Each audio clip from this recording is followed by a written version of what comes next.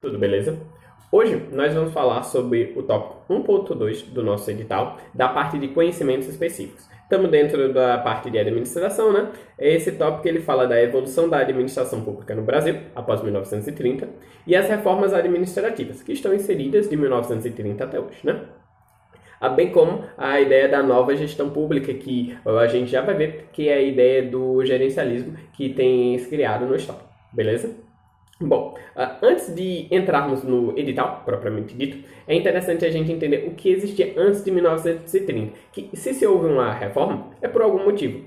O motivo da reforma que ocorreu em 30, que a gente já vai ver ela com mais profundidade, é que essa reforma ela vem trazer a burocracia, e o que existia antes dela era as práticas patrimonialistas. Os cargos públicos, inclusive, eles eram conhecidos como prebendas e sinecúrias, eram conhecidos como cargos de muito valor, muita rentabilidade e de pouco ou nenhum trabalho. Além disso, aqueles que exerciam cargos públicos tinham o status de nobreza e eram os chamados amigos do príncipe, até porque a propriedade do Estado e a propriedade do príncipe, lembrem do imperador, por exemplo, ela se confundia. Era a mesma coisa, a coisa privada e a coisa pública, quando se falava do imperador, obviamente, né?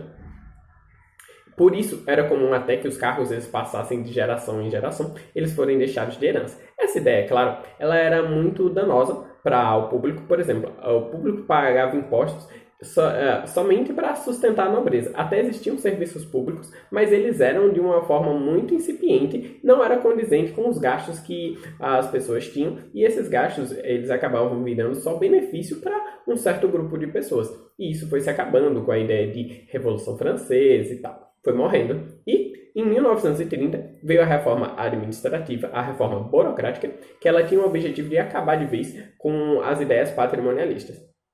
A gente vai ver no decorrer do estudo, e até pensando, a gente sabe que práticas patrimonialistas, pessoas que querem se aproveitar do serviço público para enriquecer sem fazer nada, isso existe até hoje. Nenhuma das reformas ela conseguiu extinguir a parte da patrimonialismo, mas as duas principais reformas que a gente vai ver têm essa ideia, beleza? A gente vai ver 3 reformas e 5 períodos, certo? E depois, quando a gente estiver terminando, eu digo quais foram as reformas, mas é tranquilo. Mas acredito que vocês vão ver. Essa primeira foi de 1930 e ela ocorreu na Era Vargas. Ela é uma reforma que ele busca a burocracia. Vocês lembram ainda da ideia da burocracia de Weber? Eu vou lembrar de colocar aqui no card depois, né? Meu vídeo anterior sobre administração. Que ela é focada em 3 pilares, que é o profissionalismo, concurso público, é a ideia de profissionalismo e bem como a ideia de especialização também. A pessoa que entrar, ele vai ter que ser especialista, é o governo dos escritórios. Existem muitas normas e o outro ponto é a impessoalidade, que inclusive é um dos princípios que está na nossa Constituição. É esse o tripé da burocracia. Ela tentou ser implantada, ou melhor, ela foi implantada pelo DASP, que é Departamento de Administração do Serviço Público. Ele foi autorizado a criação em 1936, e ele foi criado propriamente dito em 1938. Não importa muito bem essas datas, ou melhor, importam, mas as bancas não costumam cobrar elas, tipo, se a banca disser que em 1938 o DASP foi criado, ou em 1936, e ela não estiver se preocupando em diferenciar, não julgue a questão errada só por isso, né? Leiam os outros itens e vamos ver. Depois a gente responde algumas questões e vocês vão ver que isso acaba sendo um tópico de pouca importância.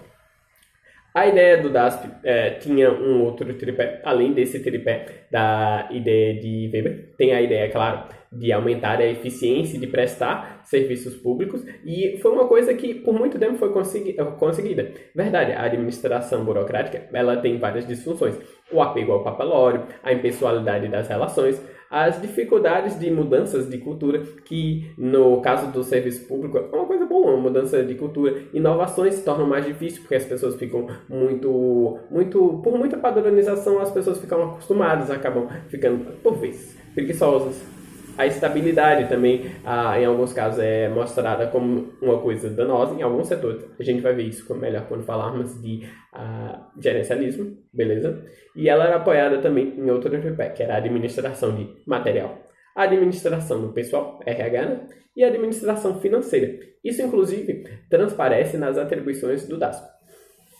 Ele foi criado com o objetivo de racionalizar, né, a administração pública, extinguir extinguir práticas patrimonialistas e passar a exercer os atributos de serviço público mesmo, né?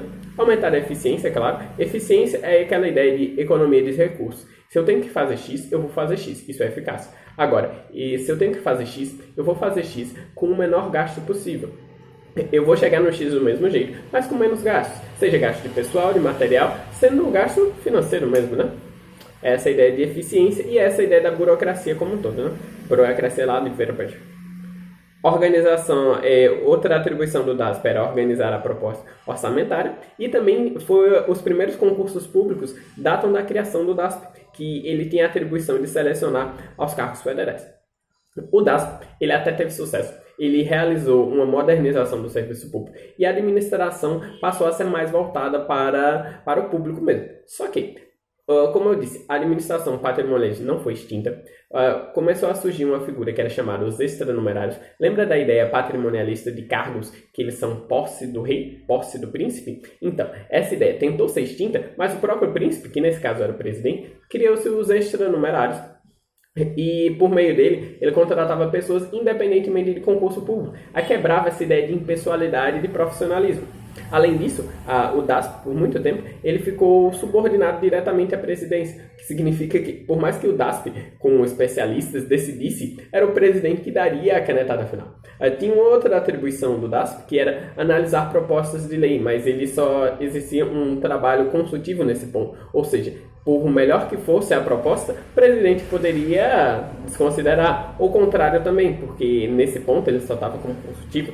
A ideia de organizar a proposta orçamentária era o DASP que fazia, mas era o presidente que encaminhava. Ou seja, de novo, ele podia corrigir, alterar, e aí independia. Era uma parte que quebrava um pouco o DASP.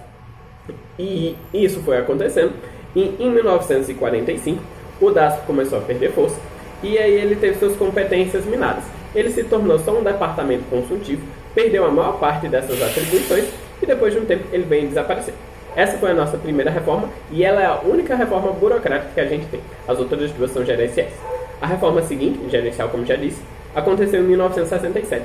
Eu acho interessante que a gente note que a primeira foi em 36 e a outra foi em 67, e em ambas são períodos ditatoriais. A banca vai tentar relacionar com vocês períodos ditatoriais, períodos mais autoritários, como retrocesso. Sim, existem vários retrocessos, mas no campo administrativo isso não se mostrou, ok? Existe o Decreto-Lei 200, e que ele criou a administração indireta. Ele não queria acabar com a burocracia, diferentemente da burocracia que queria acabar com o patrimonialismo. O Decreto-Lei 200 introduz a reforma gerencial também na ideia de acabar com a patrimonialismo, mas a burocracia ele quer extinguir as disfunções, a ideia de apego ao papelório, a ideia de lentidão, a ideia de apego ao processo, que a burocracia tem muito isso, de o que é importante não é o objetivo, é como você está fazendo, mas o Decreto-Lei 200 vem tirar essa ideia, vem que não, o foco no cidadão cliente, tem muito esse termo, principalmente o PDRAE, mas já tem essa ideia sendo mastigada, sendo encaminhada por meio do PDRAE.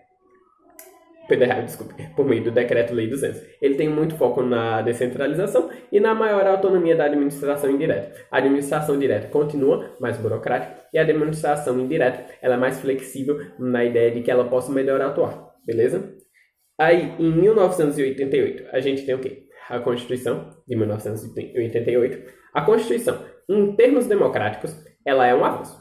Em termos administrativos, ela é considerada um retrocesso. Porque o Decreto-Lei 200 ele criou várias coisas. Além da administração indireta, ele lhe deu autonomia, ele criou os contratos de gestão e ele teve influência em regime jurídico de servidores. A ideia de modernização propriamente dita vem com o Decreto-Lei 200. Agora, a ideia da burocracia volta com a Constituição de 1988. Ela institui o regime jurídico único dos servidores, né? É o regime de todos os servidores da administração direta, seria estatutário, e o regime jurídico de, por exemplo, uma autarquia não poderia ter servidores estatutários uma hora e para exercer outras funções servidores seletistas, isso não seria possível. Ela reduz a flexibilidade da administração indireta, deixa inclusive que a administração indireta fique bastante parecida com a administração direta, ou seja, perde-se um pouquinho a função de administração indireta se ela vai agir igual à administração direta. Além disso, retira a autonomia do executivo para criar órgãos, porque os órgãos só poderiam ser criados, inclusive extintos, por lei. Mesmo um órgão vago que não tenha mais função vai precisar de uma lei para ser extinto. Deixa eu ver aqui no roteirinho. Aí vem a parte de Collor, que Collor não é uma reforma, Collor é mais um período. Que Collor vem em cima dessa Constituição e ele promove a caça dos marajás. Quem eram os marajás para Collor? Os servidores públicos. Nesse sentido, ele fez mudanças, mas foram mudanças bem desastrosas. Ele tentou reduzir o tamanho da máquina estatal por meio da redução dos salários dos servidores e redução no número de servidores. Notem que essas mudanças, muitas vezes, elas eram ilegais. E isso resultou em milhares de ações na justiça, inclusive muitas delas foram procedentes, que uma pessoa foram demitidas, tiveram seus salários reduzidos indevidamente, e também resultou no desmonte da capacidade de atuação da administração pública, que, por um lado, a administração pública teve de uma hora para outra uma quantidade enorme de servidores saindo, e por outro, ela teve gastos financeiros tremendos, porque ela tinha que arcar com milhares de ações judiciais, a maioria delas pautadas em atos ilegais do governo. Inclusive, quando o Collor saiu, impeachment, Itamar Franco ele buscou recompor o salário, a remuneração dos servidores, né, para evitar essas ações e para evitar novas ações também. Itamar, no campo administrativo, ele teve mais que consertar os problemas causados por Collor do que ele pode fazer alguma coisa mesmo, certo? E aí, a gente vê a nossa terceira e última reforma, né? E última reforma, pelo menos até o momento, que é o PDRAE, de Bresser Pereira, o Plano Diretor da Reforma Administrativa do Estado. Repetir, PDRAE, Plano Diretor da Reforma Administrativa do Estado, em 1995, no governo de FHC, que ele vem trazer de volta a ideia de gerencialismo. É ele, na verdade, que cria a ideia dos contratos gerenciais para criar órgãos executivos.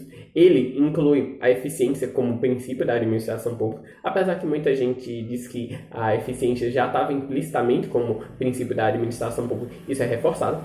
E eles tinham o regime jurídico único.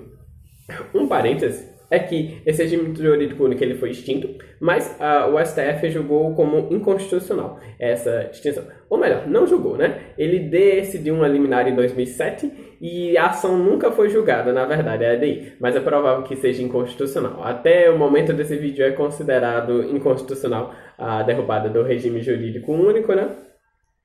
Mas ele trouxe também uma visão diferenciada da administração pública. A visão burocrática é que a administração pública é uma só, fechada, de uma forma que exija o concurso público, o profissionalismo, dentre outras características, a posse da administração pública de determinadas funções. E o PDRAE ele divide em 4 estratos, em 4 partes. Seria um núcleo estratégico, seria a parte que são as funções propriamente ditas do Estado. Pense na função de administrador de coisas públicas, pense na função de judicante, pense na função legiferante de criar leis. Essas funções são as funções estratégicas. Nesse caso, a função é pública e estatal. O que tem que vigorar realmente é a burocracia. Depois vem as atividades exclusivas do Estado, que são atividades como a polícia, por exemplo, que é o Estado que tem que exercer, e elas são atividades pública e estatal, mas aqui a gente já aparece o gerencialismo. Depois, os serviços não exclusivos do Estado, que o Bresser Pereira, que era o ministro que elaborou o PDRAE, é vivo inclusive hoje, e ele defendia a publicização, que esses serviços não exclusivos, por exemplo, serviços educacionais, serviços de saúde, ele defende que eles fossem transmitidos para entidades sociais e o Estado intervisse o mínimo possível, por isso que a propriedade nesses casos é considerada pública, mas ela não precisa ser estatal, né?